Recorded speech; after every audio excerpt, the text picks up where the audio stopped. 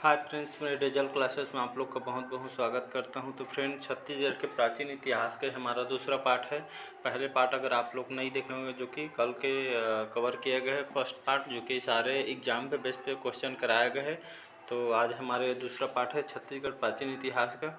तो चलिए आज क्लास स्टार्ट करते हैं और यहाँ पर क्वेश्चन कवर करते हैं। तो पहला क्वेश्चन है 30 क्वेश्चन तक शायद किए गए थे। तो ये आगे बढ़ते हैं आज के में। तो कुषाण वंश के महत्वपूर्ण सिक्के छत्तीसगढ़ से कहाँ प्राप्त हुए हैं? तो बिलासपुर, दुर्ग, बस्तर और राजनांदगांव। तो इसका भी ऑप्शन सही हो जाएगा यहाँ पे दुर्ग।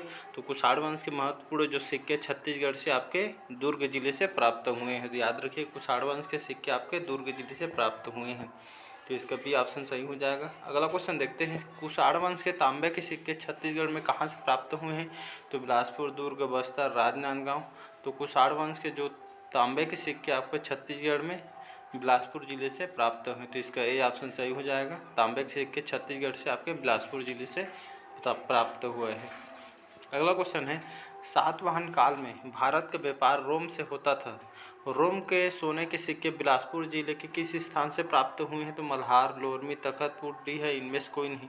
तो मल्हार से जो रोम के सोने के सिक्के बिलासपुर जिले के आपसे मल्हार से जो कि इस स्थान से प्राप्त हुए हैं, जो कि सातवाहन काल में भारत का व्यापार रोम से होता था उस समय। तो इसका ये ऑप्शन सही हो जाएगा, मल्हार। अगला क्वेश्चन है, किस वाकटक नरेश के समय दक्षिण कोसल पर वाकटकों का अधिकार पहली बार स्थापित हुआ था? तो प्रवर सेन प्रथम, प्रवर सेन द्वितीय, नरेंद्र सेन प्रथम या डी है इनमें से कोई नहीं। तो ये इसका ए ऑप्शन यहाँ पे सही हो जाएगा, प्रवर सेन। तो प्रवर सेन प्रथम के द्वारा जो वाकटक नरेश है, इनके समय में दुखी दक्षिण कोसल पर वाकटकों का अधिकार पहली बार स्थापित हुआ था। तो इसका प्रवर सेन प्रथम सही आंसर हो जाएगा। अगला क्वेश्चन है, वाकटक नरेशों का बस्तर के किस राजवंशों शासकों से संघर्ष हुआ था? तो नल वंश, सरपुरी वंश, पांडु वंश, डी है इनमें से कोई नहीं। तो इसका सही आंसर हो जाएगा नल वंश। तो वाकटकों का जो वाकटक नरेशों को बस्तर के आपके नल वंश जो राजवंशी शासकों से संघर्ष हुआ था आपके वाकटक नरेशों के साथ। इसका ए ऑप्शन सही हो जाएगा, नल वंश। अगला क्वेश्चन है, वाकटकों नल संघर्ष की पहल जो कि किसने की थी? तो ऑप्शन है यहाँ पे वाकटक नरेश नरेंद्र सेन, बी है नल शासक भवदत्त वर्मन, सी है वाकटक नरेश पृथ्वी सेन द्वितीय, या डी है नल शासक अर्थपति।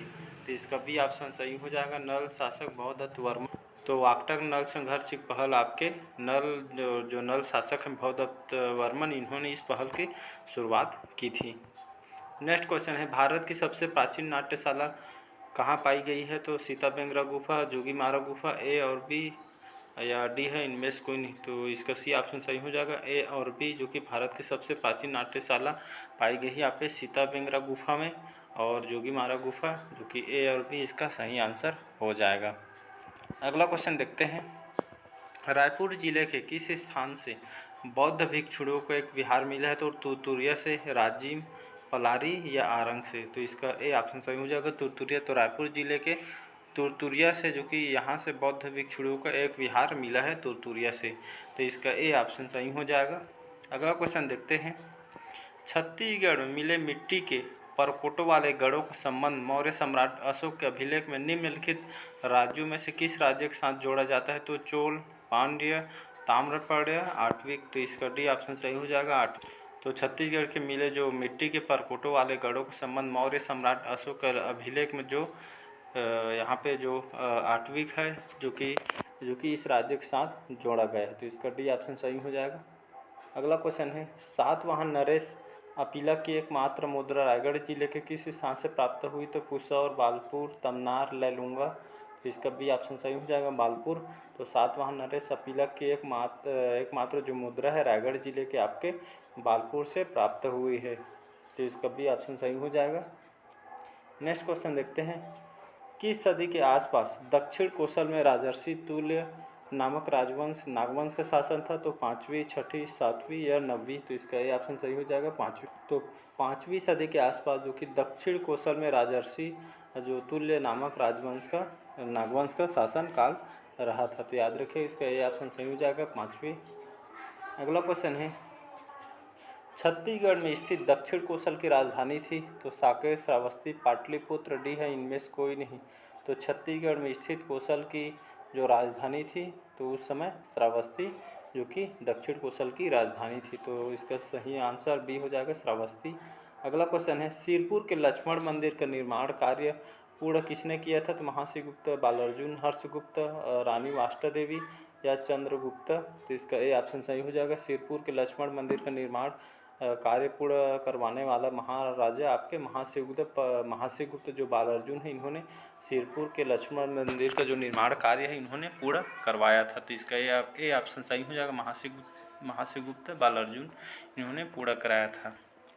नेक्स्ट क्वेश्चन है, ह्वेनसांग किस सन में छत्तीसगढ़ आए हुए थे? तो 635 ईसा या 629 ईस्वी या 637 ईस्वी या 639 ईस्वी में। तो ह्वेनसांग जो छत्तीसगढ़ में सन आपके 639 ईस्वी में छत्तीसगढ़ आए थे। तो इसका डी ऑप्शन सही हो जाएगा, 639 ईस्वी में ह्वेनसांग छत्तीसगढ़ में आए हुए थे। नेक्स्ट क्वेश्चन है, सरपुरी वंश की समाप्ति के बाद पांडुवंशियों ने दक्षिण कोसल में अपने वर्चस्व की स्थापना की।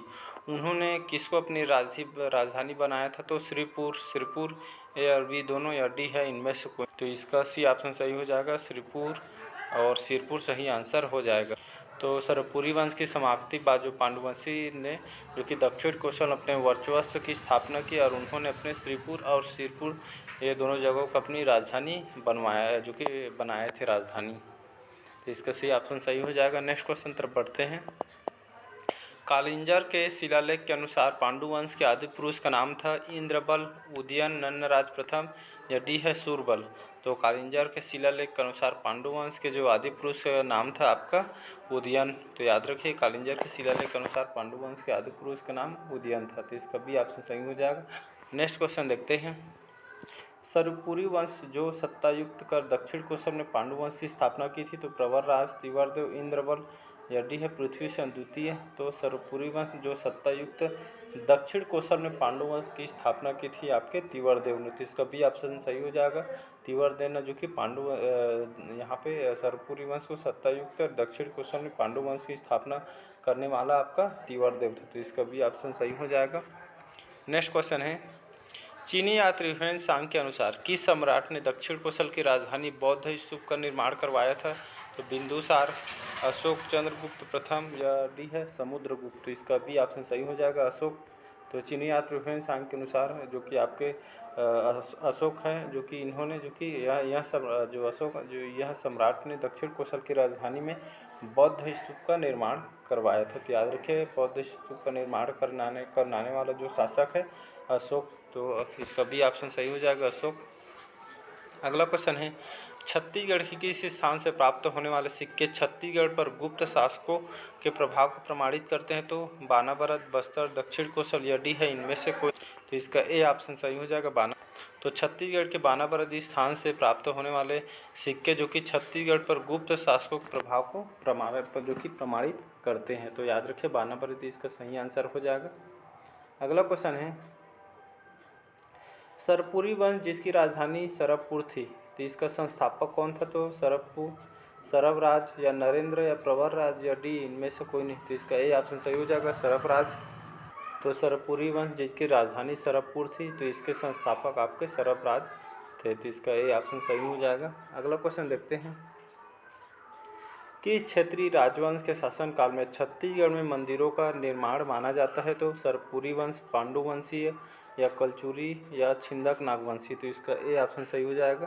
तो जो सरपुरी जो राजवंश है, तो सरपुरी क्षेत्रीय राजवंश के शासनकाल में छत्तीसगढ़ में मंदिरों का निर्माण माना जाए। तो इनके शासनकाल में जो कि मंदिरों का निर्माण सर्वाधिक मात्रा में जो कि हुआ था। तो इसका ए ऑप्शन सही हो जाएगा, सरपुरी। अगला क्वेश्चन है, अमरकंटक के आसपास को क्षेत्र पर किस वंश के शासक के राज्य करने के विषय में जो कि शरदबल के बहमनी ताम्रपत्र से जानकारी मिलती है? तो वाकटक वंश, पांडव वंश या चोल वंश या सातवाहन वंश। तो इसका बी ऑप्शन सही हो जाएगा, पांडव वंश। तो अमरकंटक के जो कि आसपास के क्षेत्र पर जो कि आपके जो पांडव वंश के शासक थे, जो कि राज्य के करने के विषय में जो कि शरदबल के बहमनी ताम्रपत्र की जानकारी यहाँ पे मिलती है। तो इसका जो कि पांडव वंश सही आंसर हो जाएगा, इसका बी ऑप्शन। अगला क्वेश्चन है, विक्रमादित्य को किस वंश का राजा माना जाता है? CGPSC 2015 में आया हुआ क्वेश्चन देख सकते हैं। पांडव वंश, सोमवंश, बाण वंश या डी है बाल वंश। तो इसका सी ऑप्शन सही हो जाएगा बाण वंश। तो विक्रमादित्य को, जो कि बाणवंशी शासक थे, तो विक्रमादित्य को बाण वंश के राजा माने जाते हैं। तो इसका सी ऑप्शन सही हो जाएगा बाण वंश। अगला क्वेश्चन देखते हैं, छत्तीसगढ़ के किस स्थान से शैलचित्र अधिक मिले हैं? तो बस्तर, कवर्धा, रायगढ़, बिलासपुर। तो छत्तीसगढ़ के आपके रायगढ़ जिले से यहाँ से शैलचित्र अधिक मात्रा में मिले हैं। तो छत्तीसगढ़ के जो रायगढ़ जिले से इस स्थान से आपके शैलचित्र जो कि अधिक मात्रा में मिले हैं। तो इसका सी ऑप्शन सही हो जाएगा रायगढ़। तो आज का क्वेश्चन कैसा लगा कमेंट करके ज़रूर बताइए। नेक्स्ट पार्ट में कवर करेंगे, वीडियो लंबा हो जाएगा, इसलिए वीडियो को यहीं तक रखते हैं। क्वेश्चन कैसा लगा कमेंट करके ज़रूर बताइए। अगर चैनल में नए होंगे चैनल को सब्सक्राइब कर लीजिए ताकि नोटिफिकेशन आप तक पहुंच जाए। तो इसी तरह मिलते हैं अगले पार्ट में। तो चलिए बस आज के लिए इतना ही। और डेली बेस पे करंट पर भी पढ़िए, जो कि आपके CGSI में जो कि 16 नंबर से यहाँ से आना है क्वेश्चन। चलिए आज के लिए इतना ही, थैंक यू।